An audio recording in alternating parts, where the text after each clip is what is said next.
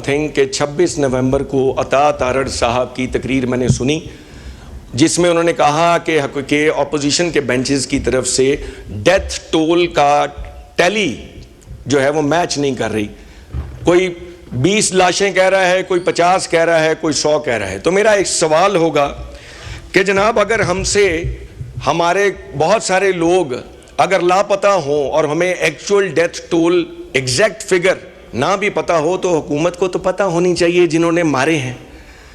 ہمارے کارکنان شہید ہوئے ہیں اس تاریخ پر, وہاں پر خون بہایا گیا ہے, وہاں پر گولی چلی ہے. سوال بار بار ایک ہی ہے کہ گولی کیوں چلائی گئی جب وہاں پہ کسی قسم کا کوئی تشدد نہیں ہو رہا تھا. اور پیسفل پروٹیسٹرز, جناب اسپیکر یہ بات نوٹ کرنے والی ہے, peaceful protesters, I was there, peaceful protesters سڑک کے اوپر کھڑے تھے, لوگ آپس میں گفت و شنید کر رہے تھے جب سڈنلی میسو فائر ہوا, میسو آنسو گیس شیلنگ ہوئی اور لوگ دیواروں میں لگتے رہے اور ایک دوسرے کے ساتھ ٹکرے مارتے پاگلوں کی طرح بھاگتے ہوئے وہاں سے نکلتے ہم نے خود دیکھے. اور اس جگہ پر کیا ضرورت تھی فائرنگ کرنے کی اور کیوں راتوں رات وہاں پہ سارا فرش بھی دھویا گیا؟ اگر وہاں پر ایک بھی لاش گری تھی تو خون تو ہوگا. انہوں نے بڑی بات کی عطا تارڑ صاحب نے کہ اے آئی یوز کرتے ہوئے لال خون, یہ ہوتی ہیں سمبولک باتیں.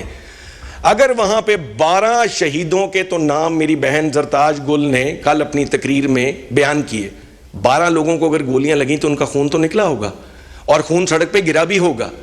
کس نے دھویا اور کیوں دھویا؟ جب لاشیں گراتے ہوئے حکومت کو خیال نہیں آیا تو اس کو چھپانے کی کیا ضرورت تھی؟ دیدہ دلیری سے کہتے کہ ہاں ہم نے کہا تھا کہ تم اگر اپنا حق مانگنے کے لیے اسلام آباد آؤ گے, نہتے بھی آؤ گے, ڈی چوک میں آؤ گے تو ہم تمہیں گولی ماریں گے, اور لو ہم نے تمہیں گولی مار دی.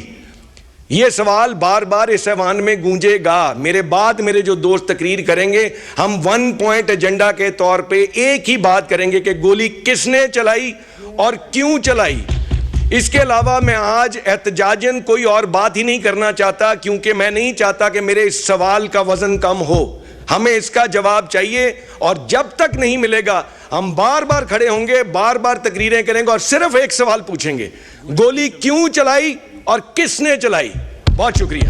ٹھیک ہے جی. The House is adjourned to meet again on Wednesday.